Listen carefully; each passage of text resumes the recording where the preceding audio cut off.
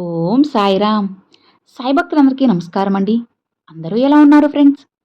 మన సాయినాథుని దయ వల్ల అందరూ బాగుండాలని మనస్ఫూర్తిగా కోరుకుంటూ ఈరోజు ఈ వీడియోనైతే స్టార్ట్ చేస్తున్నాను.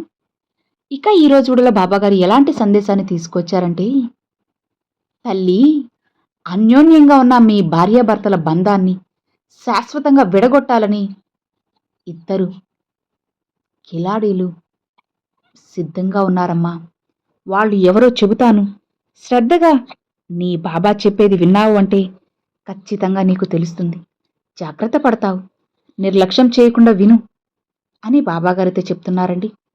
మరి బాబాగారు మనకి ఏం చెప్పబోతున్నారో, ఆ ఇద్దరు ఎవరో ఇప్పుడు మనం తెలుసుకుందామా? తల్లి, ఇది మామూలు సందేశం కాదు. ఇది నీ జీవితానికి సంబంధించింది, నీ బంధానికి సంబంధించింది. అందుకే ఇంతలా చెప్తున్నానమ్మా.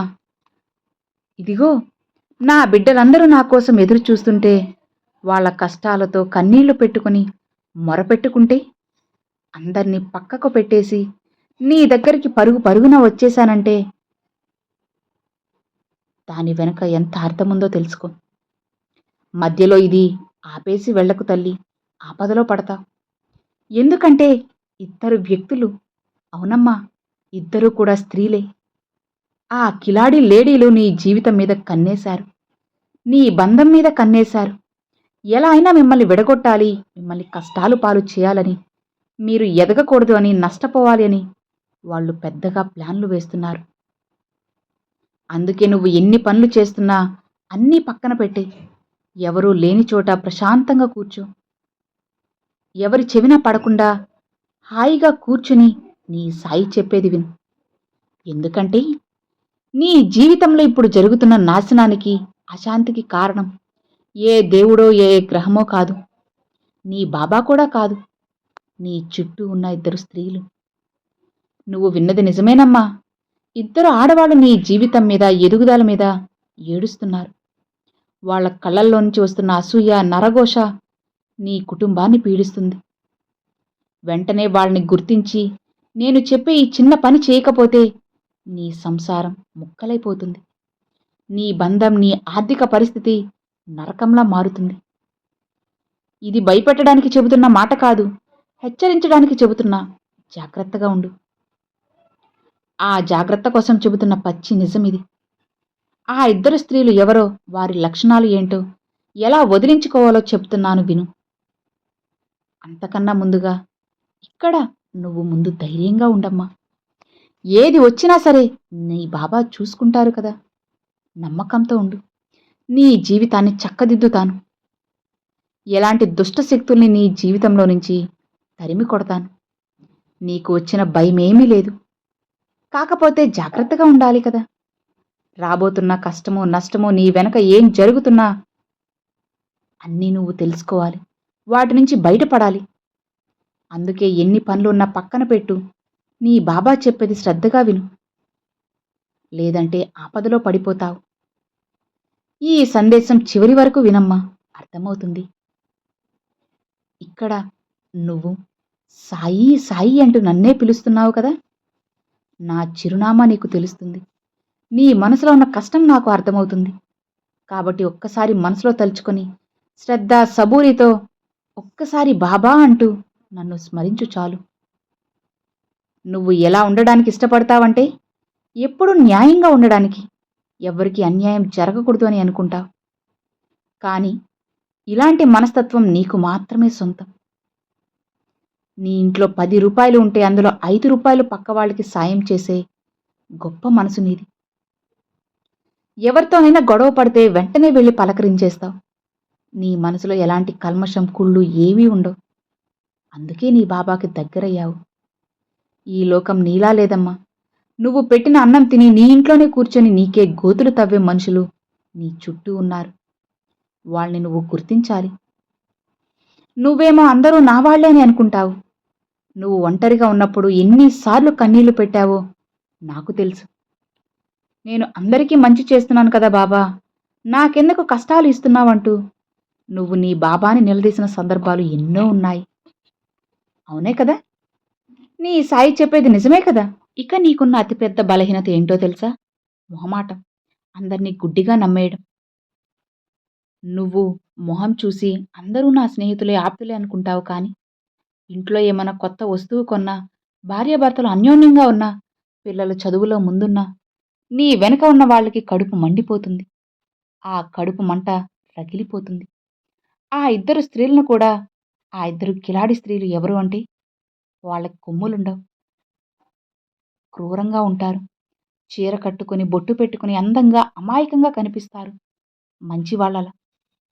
కానీ వాళ్ళ నాలుక మీద విషం, మనసులో కుట్ర. మొదటి స్త్రీ లక్షణాలు చెబుతాను విను. ఆమె నీకు చాలా దగ్గరి బంధువు లేదా ఇంటి పక్కనే ఉండే మిత్రులు. ఆమె ఎప్పుడూ మీ ఇంటికి వస్తూ, వెళ్తూ ఇంటి మీద కన్ను వేసింది. మీ ఇంట్లో ఏం జరుగుతుందో తెలుసుకోవాలనేదే ఆమె ఉద్దేశం. ఏవండీ మీ ఆయన లేరా? మీ ఆవిడ మీ మాట వింటున్నారా? మీతో ప్రేమగానే ఉంటున్నారా? మీరు చెప్పింది చేస్తున్నారా? ఎందుకు అలా అరుస్తున్నారు? మీ పిల్లలకి పెళ్లి సంబంధాలు చూస్తున్నారా? ఈ మధ్య కొత్త స్థలం రేట్ ఎంత పెరిగింది? ఇలా పని కట్టుకుని సొంత విషయాలను లాగుతుంది. నువ్వేమో అమాయకంగా ఓ అక్కలానో, చెల్లెలానో, స్నేహితులుగానో భావించి అన్నీ చెప్పేస్తావు. వీళ్ళకి నా మీద ఎంత ప్రేమ, నా విషయాలు తెలుసుకుంటున్నారు, అడుగుతున్నారు అంటూ ప్రేమతో పూసగుచ్చినట్లు చెప్పేస్తావు. ఆమె నీ ముందు అయ్యో అవునా, చాలా సంతోషమని నవ్వుతుంది. ఆమె నీ గుమ్మం దాటి బయటకు వెళ్ళిందా? ఇక చూడు. వీళ్ళకి అంత లేదులే, అంత అప్పుల పాలైపోయారు, రేపో మాపో అడుక్కు తింటారు అని 10 మందికి ప్రచారం చేస్తుంది. నీ ఇంట్లో ఉన్న సంతోషాన్ని చూసి లోపల కుళ్ళిపోతుంది. ఆమె కంటి చూపు నీ ఇంటికి పట్టిన దరిద్రం. ఇక రెండవ స్త్రీ లక్షణాలు. ఆమె దూరం నుండి కూడా నిన్ను గమనించే వ్యక్తి. ఆఫీసులో పనిచేసే చోట కావచ్చు, దూర బంధువుల్లో కావచ్చు, వీళ్ళకి నువ్వంటే ఒక రకమైన పోటీ. నువ్వు ఒక చీర కట్టుకుంటే ఆమె 2 కొనాలనుకుంటుంది. లేదా మీరొక బండి కొంటే ఇంకా మంచిది కొనాలి అని. నీ స్థాయిని చూసి తట్టుకోలేక నీ మీద లేనిపోని నిందలు కూడా వేస్తుంది. చూశావా?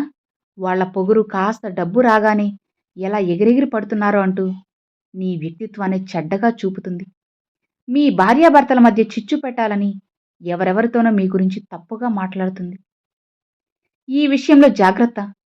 ఎందుకంటే మీరు ఎప్పుడు తిన్నా, పస్తులున్నా కూడా మీ బంధం ఎలా ఉంటుందంటే భార్యాభర్తలు సంతోషంగా ఉంటారు.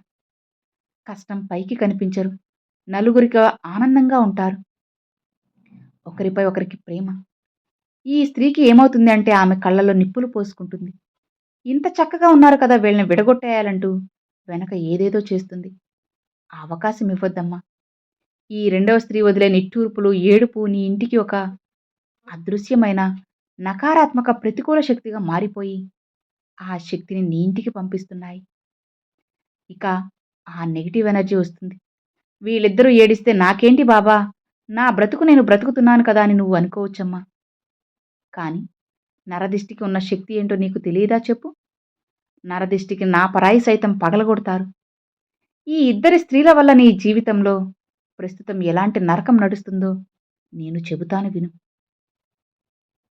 ఆరోగ్య సమస్యలు, ఇంట్లో వాళ్ళకి ఒళ్ళు నొప్పులు, తలనొప్పి, ఏదీ చేయాలనిపించకపోవడం, బద్ధకంగా ఉండడం, ఏమీ తినకపోవడం, ఎవరితో మాట్లాడకుండా ఉండడం, డాక్టర్ దగ్గరికి వెళ్తే ఏమీ లేవు, రిపోర్టులు మామూలుగా ఉంటాయి. కానీ జబ్బు తగ్గదు. ఆర్థిక పతనం. డబ్బు వచ్చినట్లే వచ్చి నీళ్ళలా ఖర్చయిపోతాయి. రూ. 1,00,000 సంపాదిస్తే రూ. 1,00,000 ఖర్చు ముందే అయిపోతుంది. అనవసరమైన రిపేర్లు, హాస్పిటల్ ఖర్చులు, కుటుంబంలో శాంతి లేకపోవడం, అశాంతి.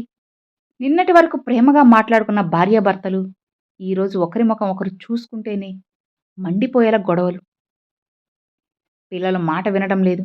ఇంట్లో ఎప్పుడు ఏదో ఒక గొడవలు. ఇదంతా ఎందుకు జరుగుతోంది? ఆ కిలాడి స్త్రీలు నీ గుమ్మం తొక్కినప్పుడు, నీ గురించి తప్పుగా మాట్లాడినప్పుడు విడుదలైన నరఘోష వల్లే ఇది జరుగుతుంది. వదిలేస్తే రానున్న రోజుల్లో నీ ఆస్తులు అమ్ముకోవాలి. బంధం విడిపోయే ప్రమాదం. ఇలా అన్నీ పోగొట్టుకోవాల్సిన పరిస్థితి నీకు వస్తుంది. కోర్టు మెట్టు ఎక్కాల్సిన స్థితి వస్తుంది. దయచేసి జాగ్రత్త పడమ్మా. సరే భయపడకు. నీ వెంట నీ బాబా ఉన్నారు కదా! నీ సాయి నడుస్తున్నారు. నిన్ను నడిపిస్తాను. నీకు రక్షణ కవచంలా ఉంటాను. నీ పక్కన ఉంటాను. ఆ ఇద్దరు స్త్రీల అసూయ నుండి వాళ్ళ నరఘోష నుండి నీ కుటుంబాన్ని కాపాడడానికి, నీ ఇంట్లో మళ్ళీ పాత రోజుల్లో నవ్వులు పూయడానికి నేను కొన్ని శక్తివంతమైన ఉపాయాలు చెబుతాను విను.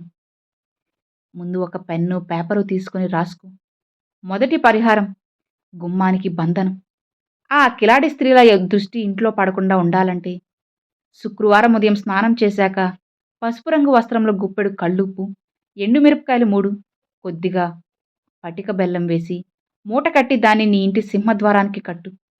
వాళ్ళ కన్ను ఆ మూట మీద పడిన మరుక్షణం వాళ్ళ ప్రతికూల శక్తి మొత్తం అక్కడే భస్మమైపోతుంది. రెండవ పరిహారం లవంగాలు, కర్పూరం. హారతిచ్చేప్పుడు సాయంత్రం 6 గంటల తరువాత నీ ఇంట్లో ఆ స్త్రీలు వచ్చి వెళ్ళిన తరువాత మట్టి ప్రమిదలో ముద్ద కర్పూరం వెలిగించి అందులో 2 లవంగాలు వేసి కాల్చి ఆ పొగను ఇల్లంతా చూపించు, ముఖ్యంగా మూలల్లో. దీనివల్ల వాళ్ళు వదిలి వెళ్ళిన దరిద్రం దాటిపోతుంది.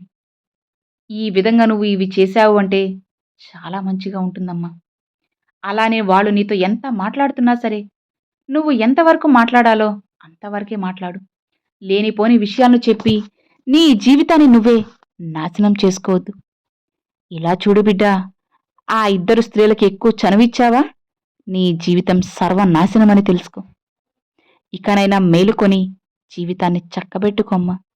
నీ బాబా ఉన్నారు కదా, ఎప్పటికప్పుడు హెచ్చరిస్తూ జాగ్రత్తలు చెబుతూనే ఉంటాను.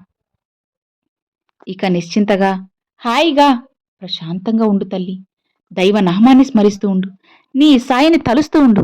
అంతా శుభమే జరుగుతుంది. నీ సాయి నీకు తోడు ఉండగా నీకెందుకు బిడ్డా దిగులు? హాయిగా ఉండు అని బాబాగారితో చెప్తున్నారండి. సో విన్నారు కదండి, ఈరోజు బాబాగారు పంపించిన ఈ మంచి సందేశం మీ అందరికి నచ్చింది అని అనుకుంటున్నాను.